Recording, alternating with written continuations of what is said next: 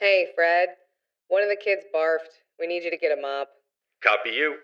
So let's start off. Thank you for being here, Steve Field, cinematographer, DP, camera extraordinaire. Thank you. Cinematographer is such a fancy schmancy word, pal. Isn't that what we use? You know, when people ask what I do, I say, I'm a photographer. I'm a cameraman. I mean, I don't know. Cinematographer, yeah. Cinematographer? It's only TV. How'd you start off? How'd you get in? The thing that started me in camera work was basically skiing, snow skiing. And I went to the University of Colorado Boulder, to the School of Environmental Design, but my folks were on to me in a hurry. They said, yeah, you're going to go skiing. I'm going, yeah, I am. And with that, I had honed my skills big time so that I would go every weekend skiing because you're right there in the beautiful Rockies. After college, I shot a very short documentary called Swiss Skis. And a good friend of mine who is Swiss, he's a Turner, which is a sports instructor, said, "Oh, Steve, I think you should do a documentary on the Swiss Army," because every year these guys all do their military service for 3 weeks. So old Hans Rudy got me permission to go along with the Swiss Army for 3 weeks. I drug along a 16 millimeter camera, spring-wound Bolex Swiss-made, and you have these little daylight rolls that are all of like 2 minutes 45 seconds, and 400 foot. And I shot like about 13, 14 of these rolls. Had enough to put together basically a nice little 8-minute documentary called Swiss Skis. And then my buddy and I went to St. Moritz and went skiing, and he's a beautiful skier, and he skied down the hill, and the film starts off with that, and then it's kind of segue into there's a different form of skiing, the Swiss Army, and that was it. And I showed Warren Miller, who made these beautiful ski films back in the day, and he just recently stopped after 60 years. He would put out an annual film, and I showed him my work print, it was called, for film in the days, and I remember him looking at it. He viewed it, and he stood up in his little theater, looked back at me, and said, "Good eye, maybe I can use you sometime." And I just went, Warren Miller said I had a good eye. And that was it. It was on. It was green light.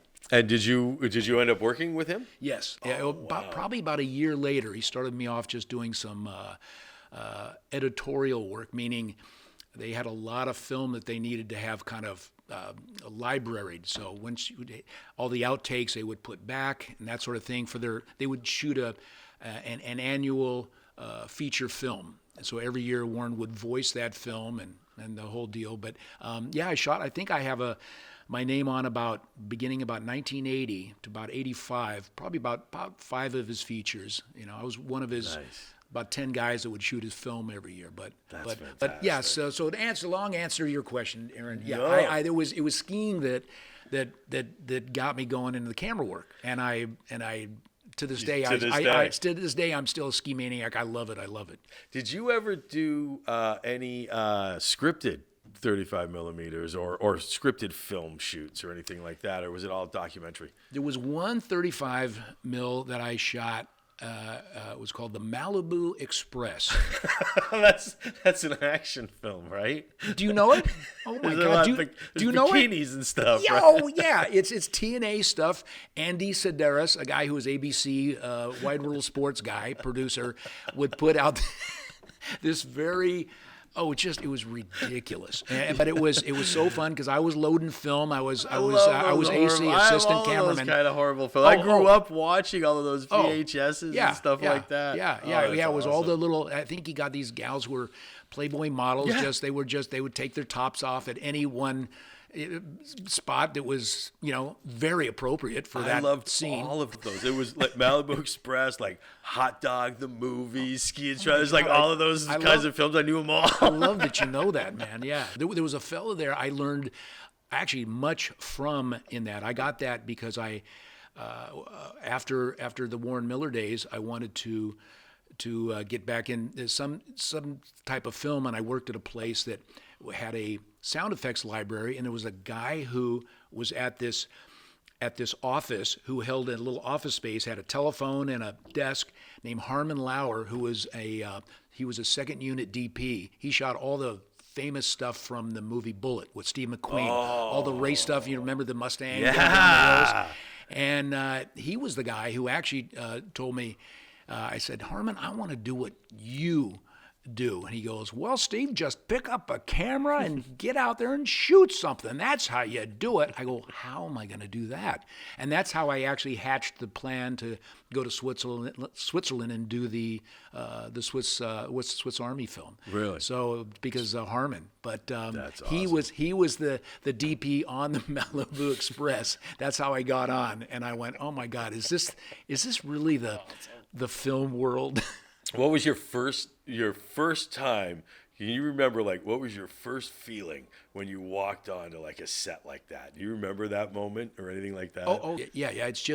It's magic when you're part of a crew and you walk on, you see everybody that has got all their specific little jobs, and I can't remember specifically. I'm trying to think which one it was, but yeah, it's like, wow, this is the real deal. First time I ever walked on a set, it's the exact word I use all the time. I go, it's magical. And I was like, second day, sucked. Yeah. Second day, you're like, all right, I'm fighting the magic. Where's the magic back? You know what I mean? But what was one of your like travel ones that you'd never see, like one of those places that you never would have seen unless you were kind of working on something? What's one? India. Oh.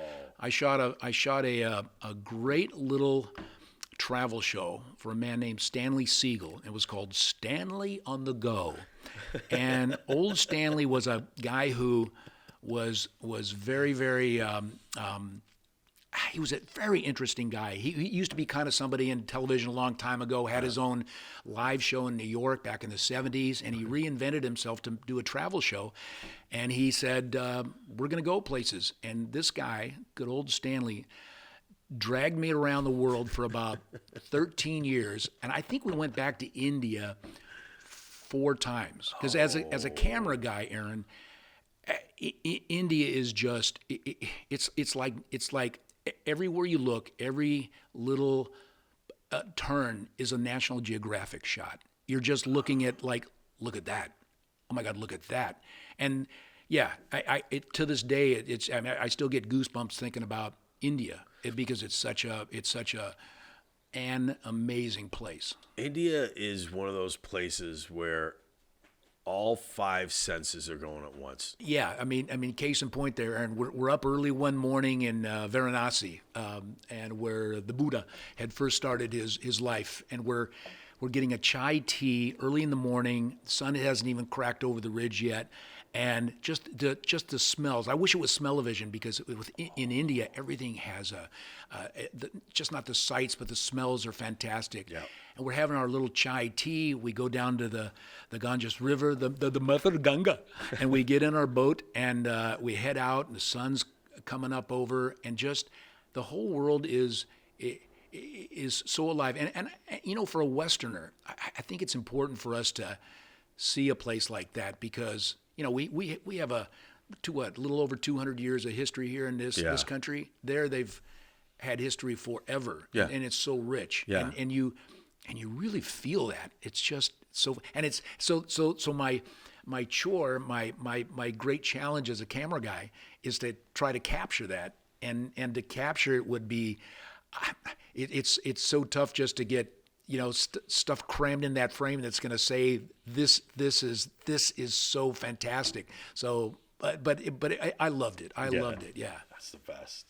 Where was one place that you went that what was like the most dangerous one? I would say probably Egypt in the heart of Cairo is a I mean, you know, when you think of big cities in this in this world, and I've been to probably every big city around. I mean, it's just Cairo has like dirt streets in the middle of town, and it's just, and you're going, wait a minute, this is frickin' Cairo, and it just there's some kind of, I don't know, there's some kind of dicey feel about it. That and maybe Istanbul as well. Istanbul has a real sort of, it's like almost like a James Bond kind of, like you're just wondering whether is East meeting West here, is what's going on. There's an underlying thing going that you don't quite know. What kind of got you in towards like the television side and then like the docu-follows and stuff? What brought you into that side of it? I think it was just what work was available. Okay.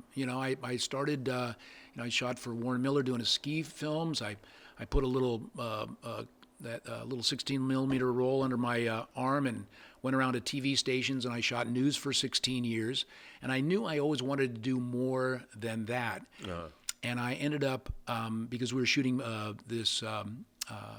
in those days we were shooting the Betacam camera, which was the camera of the time. I bought a Betacam camera and gear with it, with tripod, lights, sound gear, so that I could go out and just be basically like a day player for any other a production company that needed.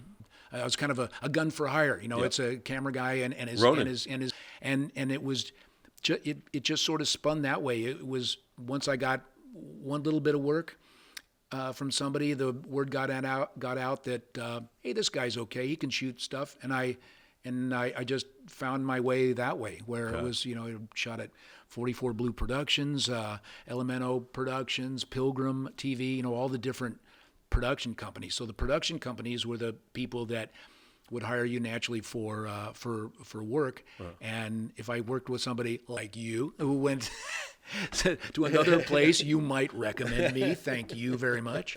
So it was it just kind of one job sort of dovetailed to another. Nice. Yeah. Nice. Probably the same with you. I mean, it's just that's the way it it is. And it's the people you work with, and if you get along, and you're a good guy and you know your craft, you're gonna get work again. There were shows. Don't get me wrong. There were shows that I didn't like.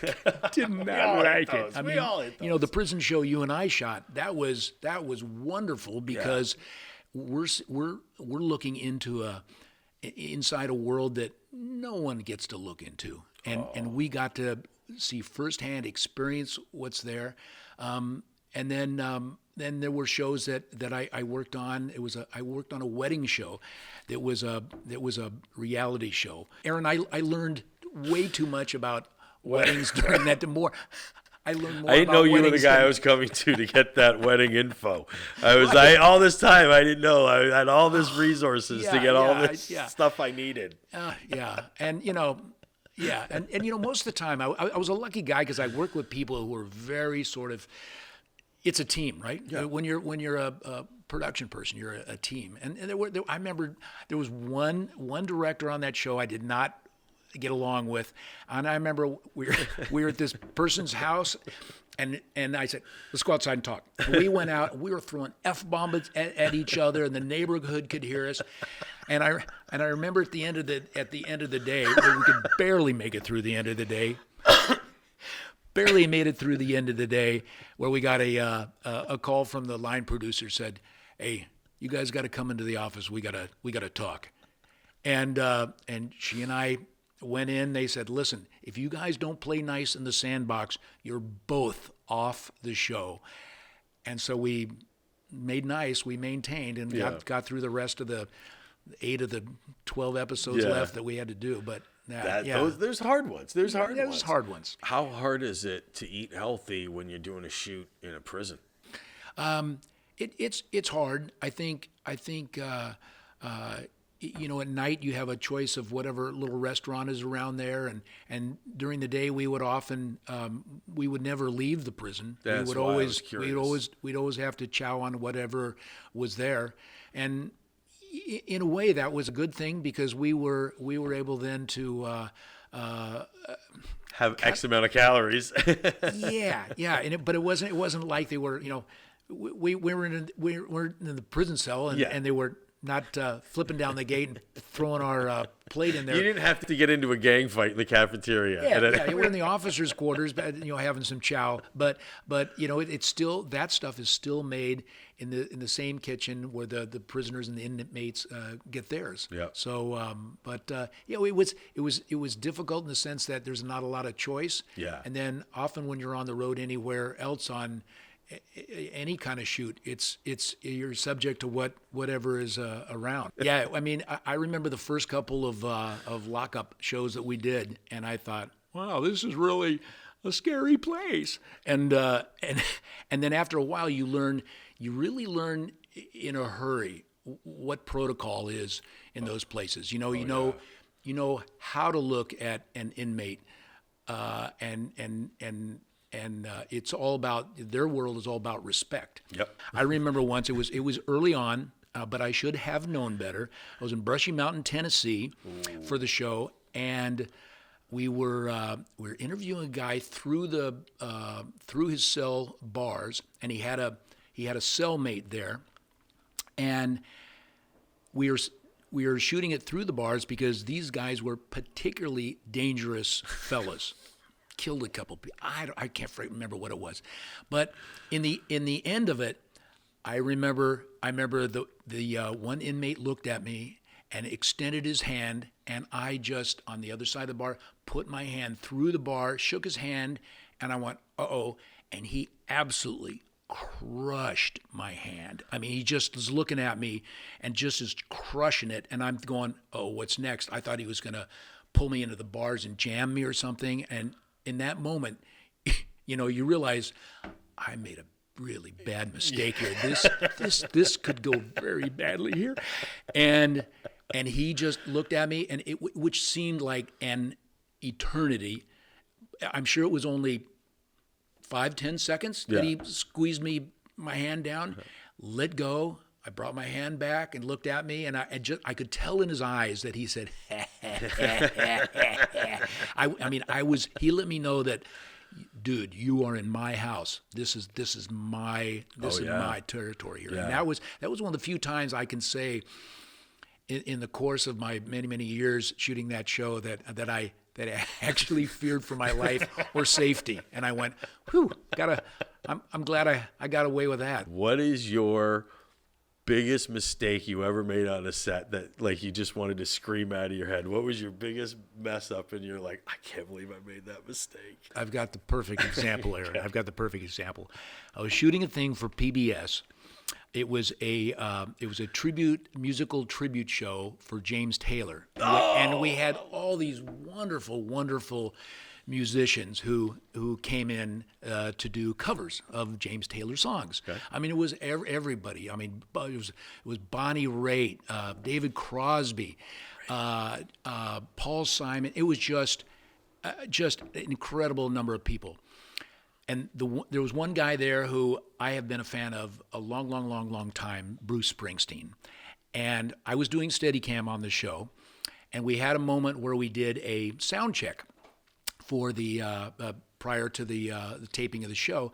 So all the musicians come out, they sit down. Bruce came out, brought a stool, acoustic guitar, had a mic set up, and there are two ramps on either side of the stage that as a Steadicam guy, I can roll up with my rig and get a shot on the stage. Well, I am such a crazy fan that I did a crazy fan thing. But I don't know if I regret it, because it gave me a moment where it was just Bruce and me on the stage. And I can say today, I was with Bruce Springsteen on the stage. So what I did, Aaron, is I ran up one ramp, and then without any direction from my director, ran up on the ramp and went right next to Springsteen, parked the camera right there, just probably the lens about 3 feet from his head as he's playing, doing his Bruce thing and singing. And I'm there, and my knees are probably shaking a little bit. And you're supposed to be steady when you're doing Steadicam, naturally. I mean, you think, right? Anyway, in my ear and my headset, I get a little voice from the director saying, Steve, we probably won't be doing that in the show. You can leave now. And I went, okay. And I left. But it was one of the stupidest things, but I had to take the moment to do it, because I just love that guy. I've seen him for since 1975, and just recently saw him for about the 13th time at the Forum recently in LA. So, but yeah, I will always remember that. But people were probably going, what an idiot. That guy, I know what he's doing. They knew what I was doing, You got to take those moments. Yeah. That's why you got to do them. I can't tell you how many times, like a musical guest or something, where you just got to see them perform for a moment, and it's just like, I've gotten calls on, like, fast gigs, same thing. Like I got one. There was a show called Reverb back on HBO in the day that would do bands, and I went and did a couple bands, but the best one, I got flown out here to LA. It was in the Hollywood Palladium, and on stage is Oysterhead, and and they're actually sound checking themselves. And Wow. like, I'm the only person, the audio guys in the front, I'm the only one in the entire Hollywood Palladium. And I'm like, these three dudes have stood in front of 1 billion people. And now it's just me. Yeah. And they're doing it. And then they finish, and Claypool goes, "How was that?" And I was just like, I was on a Those are sound stage in LA shooting this is back in remember the Laserdisc era? yeah, oh yeah. Laserdisc. There was a thing, this is pre-Facebook, but it was going to be a deal where if you were an actor, you were going to have your face on a Laserdisc with your name and a little bit saying, "Hi, I'm Steve Field. I'm an actor," and then directors, producers would see that, right? So we were shooting that in the stage, nice little sound stage. We had a break. We went outside, like a mole coming out of his hole. You know how that is when you're in a sound stage. You come out this bright light, and the big sound stage door next to us opens up, and out comes this little gal with a basketball bouncing it. And she's bouncing up, coming out. There's a half court there, and she looks over at me, goes, "Hey, want to play some ball?" It's Pat Benatar, and I'm going, "No, I got to go back inside." I really regret not having played. You should have quit and played basketball with Pat Benatar. I wish you should I have quit the would've job. There was no job that would have mattered. You should have literally just went straight so in. opportunity lost, right? But anyway, but that was That's another that's one of those things again. There's somebody right there, right next to us, next sound stage over, and you're going, "Huh? What Pat happened?" Benatar right there." And this was at her absolute prime, and and I'm still kicking myself, Aaron, for not having said, "Okay, Pat, I'll shoot some hoops with you." Sure. You just say yes at all times. Yes. Have you ever met, while you were working, have you ever met somebody that was your hero, and just that's like the moment of moments? Have you ever had one? I think it was shortly after one of the Godfather movies had come out, and Andy Garcia was played big, and it was probably Godfather 2 or something. And I was shooting news back in the day, and I was sent down to this little theater downtown LA where Andy Garcia was going to talk to a group of inner city kids about acting and helping them out.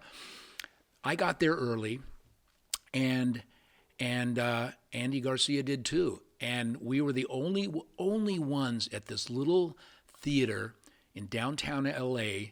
It was one of the old movie theaters there before the kids got there.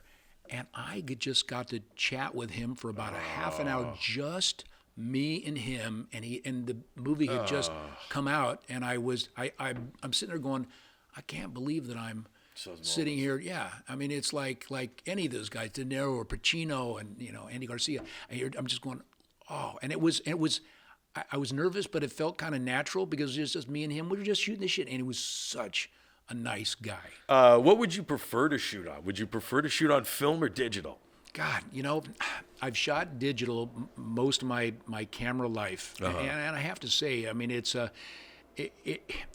so easy knowing when the equipment is all working right, and you know everything is dialed in. With film, it was always this great mystery that is there really an image getting on here? I mean, we know how this works, but the classic, the hair in the gate can ruin the whole thing, and you don't know until that film is developed, Yep. and you see it. Yep. And so there's this almost great uncertainty of fear that it's something's gone wrong somewhere. So the electronic world, with everything that can go wrong too, is still by far and away a much greater way to capture image. Nice. Yeah. I liked I was asking somebody about like technology and what changed and what changes even on our job because of technology. But you just brought up one that I completely forgot about. But like you like gait. Like, do you remember when we were shooting? You had like now when you finish a take and you just walk away. Right. But when we finished the take before, you like okay, and you stood there. You were waiting until you heard good gait. Like you had to go in, check it, make sure it was a good gait, and then you could go on. You know, I was telling you that with my first foray into my my world as a camera guy was shooting this little Swiss Army film. I had taken along 13 rolls of film, shot them all, had them developed, and the first one that I put up on the projector to look at was completely blank. And I went, oh my God, my whole 3 weeks with the Swiss Army, I've shot nothing. Because I mean, with film, you have to roll it into the camera, right? I mean, there's a good side and there's a bad side, Aaron, because the good side gets the image, the bad side doesn't. And for some reason I had, and so the next one I had put up, there was image on it. Thank God. But my world, I just almost crashed down at that moment. I thought, there's nothing. This trip has been nothing. That could have changed my course if I hadn't got that. I wouldn't have had a nice little film to show Warren Miller, then show the TV station, and blah blah, on and on and on. But that was a scary moment. For some reason, I had just put in a roll to have developed that I never shot on. I had mixed them up. And of the 13, I chose that one first to look at and scared the shit out of myself. So there you go. What's the shot? What was the shot of shots? What's the one that you look back on after all of it and go, and whether it was because of how beautiful it was, whether it was because what it took you to get it, whatever the reasons, what was the one that you look back on and go, all right. There was one that was an absolute surprise, and it was almost through no credit of my own. But when it was once again, it was one of the trips in India where we were on board this train, and my show host Stanley was trying to get us into the engineer's compartment on board on the speeding locomotive. It was just nuts, and for days and days he was trying to get us up into the engineer's compartment. Finally, they said, okay, you can come up. So we got up there. We're going along the tracks, and Stanley asks the engineer, can I sit in your seat? And the engineer actually has one of these cool old engineer hats. It looks just like Engineer Joe, you know, and it's just this beautiful sort of thing. I'm going, okay, this will be fine. Stanley sat down in this seat, and I will never forget it. It was just like, it was just magic. I had my camera set, and he had his hand mic there as we were headed off, and he just looked right into the camera and had this whole thing obviously rehearsed, where he just turned around and said, it was Gandhi who said, you must travel. And he just went on and on with this beautiful dissertation about what it was like to travel through India.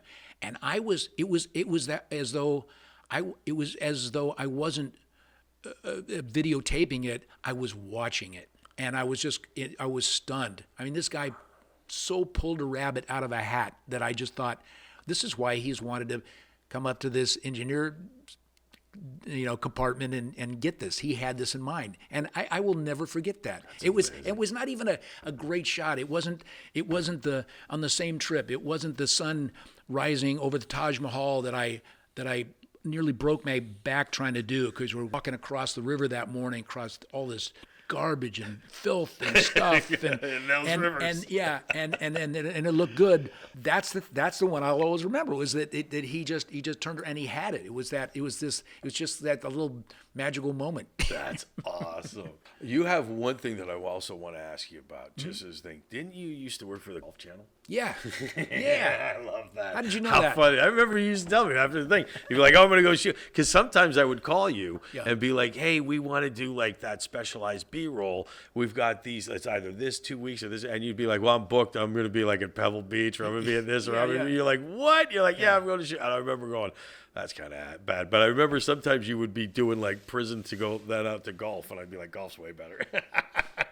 just recently, when I was talking to my buddy Mike, he said, "Hey, Steve, remember that time during the LPGA, the women's golf, out in the desert? Because we were out in the desert recently together, looking. Actually, he's looking to buy a home out there, so we're looking at places." And I said, "Yeah, I know what you're talking about, Mike. We were on the back nine, and there was no camera on that. It was like the very first day of the women's tour, and we were the only camera out there, and the tour did not give us a golf cart to go around in, so I had to schlep my big old Betacam and my sticks, my tripod, batteries, extra stuff. So anytime there was a par three, what you do is you got to giddy up from. You're not going to get the tee off, to get them swinging right there. You're gonna scoot right over to the green as quick as you can. Because a par three, there's a chance that it could be a hole in one if it pops onto the green, and that's a shot you want anyway, even if it's not a hole in one. Yeah. Well, I remember being on the back nine, no other camera there. We were trying our best to get around. It was a big crowd of people, and I duck under the rope. I look around, and I tell the people that are behind me, "Hey, I'm just going to be a second," and because I'm going to stand in their way of their shot, and they've been standing there all day waiting to, get a look at this. I'm going to be just real quick. I set the camera up. I'm sitting there. I got the camera on the tripod. It clicks in. All of a sudden, I hear this, and I go, "Oh no!" The girl had already hit it. I look up my reporter, my buddy Mike, and he goes, "Yeah." It kind of gives me an eye roll, like, "Yeah, like don't worry about it." All of a sudden, boom, right onto the green, tick, tick, tick, tick, tick, over, right into the cup. And the crowd goes nuts. I look up at Mike, and he doesn't give me an eye roll. He looks at me like he wants to kill me because I did not get the shot. And to this day, Aaron, it haunts me. And the network, Golf Channel, everybody was asking for the shot. And they said, "Well, you guys were back there. You were covering it." Yeah. My camera guy didn't get the shot. Sorry. Anyway, yeah, I still look at that as one of the more biggest downers of my illustrious career. That's the one when you're sitting in the shower and you're like, it just comes back to you like, if I got that shot, I would have been a hero. I mean, it would have been, no one else had it, and it would have been seen around the world in the coverage. Yeah. Nope, didn't get it. Just messed that one. Yeah. That's awesome. What was your favorite project you ever worked on? Probably feature-length documentary that I shot on the families of Columbine. Oh. It was super heavy. I think I remember that one. Yeah. I saw it. Yeah. Was that Steve and Nicole? Was Nicole on that one? Nicole Corbin? Yes. I've seen that. And then there's a guy named Steve, I think was the other producer. Steve Lukanik. Yeah. What a fantastic Nicole project. Corbin, Steve Lukanik were the producers. What a great And Mark project. Ketcher were my three producers. I knew them when we were shooting a History Channel show for I think it was Pilgrim, and they had the idea that they would talk to it wasn't about the day of Columbine, because we all know what that was about. It was so good. It was all about life after Columbine. Yeah. And it was a passion project. I didn't get paid a penny for it. If there was any money if it went anywhere, we would all make a share of money somewhere. It never did much. It didn't get much traction. It was really good though. It was very good. It was called 13 Families. 13 Families. 13 Families. And it was all about the 13 families, the victims of the two shooters. Yeah. There were 15 people killed in all in Columbine because the two shooters killed themselves. Yeah. But the 13 people, Dave Sanders, the teacher, and the other kids in school. But we visited families, and it was so interesting, Aaron, because we only had about 2 or 3 members of the families that were first on, and once the other families heard about who we were and what we were getting, they said, "We're on too." And we ended up getting a family member from all 13 of the families. Great. Even going into the homes of some of these people, we would go back, even if we weren't going to interview them and talk to them that day, videotape them. they would still invite us over to dinner. We became friends with some of the families. It was just tremendous. That's Steve Lukanik. I remember him. He was a good guy. I liked him. He was a guy. Yeah, he's a great guy. And you know, one of the strangest things, if I may just tell one quick story about that, was we went into the room, one of the parents whose daughter was killed, and we looked in. He said, "This is her room. This is 8 years after the shooting. So the shooting was like, I think, in '99. So this is like 2008, I think. And we're looking around a room. He opens up the door, and there's a calendar that has, I think it was it April 20th, 1999? I think was the day, and he said, and he just left everything in a room the same. Almost kind of creepy that the parents did that. But then we looked at everything, and I remember my producers, Steve Lukanik, said, "What's the deal with the little carnival dragon over here?" It was like one of those little blow-up dragons that you have. It's just a little thing you might win at a carnival or something. And the parent looked over at Steve and said, "Well, don't you know that has her heir in it?" So you hear these things, and it was really I think it was one of the most probably one of the greatest experiences in anything I ever shot, and probably the thing I'm most proud of. Who are your influences then, as far as camera or DP? Was it like, who are the people that influenced you to do all that? I was really lucky as a kid. My grandfolks lived up in Carmel Highlands, and they lived just down the road from Ansel Adams. And he was friends with my grandfolks. Ansel and his wife Virginia would walk down the little dirt road, Van Ness Way, and have a cocktail with my grandfolks. And we knew who he was. He was a famous photographer, but not like he was after his death in '85 or so. I think Ansel died. Because the whole world knew who he was. This is when I was a kid, maybe in the late '60s, and I always remember meeting him and how impressed I was. Much actually later on that I got to meet this guy, and I think that really stuck with me, Aaron. Like as a photographer, I just thought that was so cool that this guy captured those images, and I got to meet him. So I don't know if he was so much an influence as an inspiration. Yeah. But I was just so lucky. It was just one of those happenstance things. My grandfolks were very friendly people, and they're about the same age as Ansel, and it was just a blessing to meet a guy like that. What advice would you give to somebody starting today into the camera world and into our industry? What advice would you give to them? That's a tough question, because I've since now I'm the older guy trying to impart good advice for younger folks coming up. That's difficult, because when I started, Aaron, the business, the camera business, communications business, film, television, movies were a lot different than they are now. I mean, now with social media, you've got people, you can, like you said, you can make a movie on your iPhone. I mean, it's that good. Back in the day when I had my own Betacam, I spent, I think, $12,000 to buy the camera, another $8,000 for the lens, and it's for $20,000. It isn't near what my little iPhone can shoot. Yeah. It's incredible. So it's hard to advise people how to get started. I kind of just tell them what I did, and I told them I just put myself near anything that was close to getting my hands on a camera or near production. I mean, you have to do that. You have to put yourself in an environment that's got production or something going on.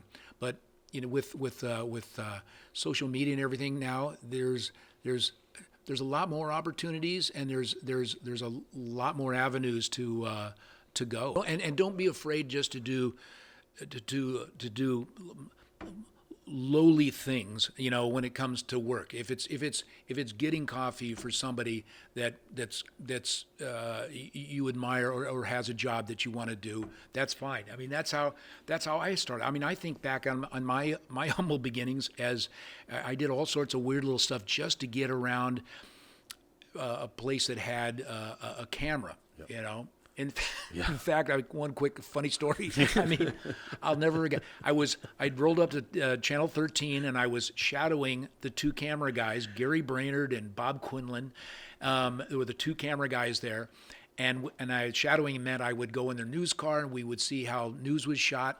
And then I was over at another place on Gower called Rick Spalla Video Productions, RSVP, and I would go into this place and just do anything what they wanted. I would build shelves so they could put all their film canisters there. I'd take out the trash. I'd help out. I'd get coffee, all that. So one day we get into this little shop right on Gower, and the owner comes in, Rick Spalla, and said, "Oh, did you guys see out in front of the place there?" He said, somebody had tossed a whole 6-pack of empty beer bottles that's broken all over the sidewalk. I said, "Rick, I'll go sweep it up." So naturally, to be a good guy and aggressive in my young years, I get a dustpan and a broom. I run out there and I'm sweeping up the broken glass. Down Gower, a car is strolling, slows down. I look up, window rolls down. It's my friend Gary from Channel 13, and he goes, "Hey, Steve." And I said, "Hey, Gary." He's been helping me kind of learn how to do camera. He goes, "Hey, I see you finally got a job in Hollywood." And he rolled up the window, and he took off. And I went, and I swept it up, going, I'd say that's my humble beginnings, also a very low point. But I still think back, and Gary is still a dear friend. We just got together at the PPA GLA get together, the Press Photographers Association of Greater Los Angeles, and I was a presenter for one of the awards given that this year, best videographer for news was a friend of mine who was getting the award, and I stood in for him. But Gary is now I've known him now over 40 years, so it's just and I remind him of that story. He goes, "I did not say that, Steve, did I?" I said, "Yes, you did." What is it like to be a news cameraman? What's that like? Isn't that a different, because that sounds like a different life. It was an amazing life. It was in the years that I shot in L.A., and L.A. is just such a great market to shoot. There's just always so much going on. You've got the Oscars and the Emmys, and you have with the wildfires and earthquakes that happened during the time I was there. Wow. We were smack in the middle of all those things. So all the big brush fires that are happening. Steve, needed you go to shoot the Baldwin Hills fire back in I think 1985, and all these homes going up, and the cops just let you through the barriers, and you get to go in. You just have to be careful about where you place yourself and that sort of thing. I remember once covering a fire out in Duarte or somewhere, and I came around a corner with my reporter, and we're in our little news van. There's just a wall of flame, just complete wall of flame. And I remember my reporter, Pat Anson, said, "Steve, I think we should turn around." I said, "You're right, Pat." We turned around. The LA, the Northridge earthquake, that was amazing. So as it affected everybody that day, especially affected me, because I had to go into work and get to the places that were highly affected. I remember driving. I was in Redondo Beach, and I had to drive up to Hollywood to get the news van. And I remember driving on La Brea or La Cienega, and the 10 freeway had completely collapsed onto the road, and it blocked. I think it was La Cienega, and I remember there was no barrier or anything. It was just probably an hour and a half after it had happened. I drove up, and I'm just looking at it. It looked like a disaster horror movie, and I thought, wow, no cops, no cones around. So you're often the first, with shooting news, you're the first on a scene, and it was very exciting. It was that stuff was just just amazing. One of the things I remember that I missed one of the all-time great news stories of my career, because my beloved, brilliant assignment desk had sent me to the helicopter pad because they said, Steve, I think we have an OJ sighting. There's a white Bronco going very slow down the freeway, and all these people were jumping on it. And then I got to the helicopter, and they said, Steve, you know what? We're pulling you off. It's a hoax. I went, okay. And I listened to KFWB News Radio, and they're still broadcasting this. I went into a sports bar and watched it live on TV. And so what my brilliant assignment desk didn't realize, they were right saying it's a hoax, because they said it can't be OJ's Bronco because OJ's Bronco, white Bronco, is in police impound. They didn't know that Al Cowlings also had a white Bronco, and we kind of forget it wasn't OJ's Bronco. It was Al Cowlings' Bronco. And so I watched the whole thing unfold in a sports bar, going, I could have been up there, and I didn't get to shoot it. Oh, Steve, thank you so much for today, man. Aaron, this is so fun. I had so much fun buddy. you coming in. I appreciate it it so much. This was like, I was looking so forward to this. Yeah, no, it's so good seeing you. It's been so long it was anyway. So great. You know? We are going to go fishing, though. We are definitely.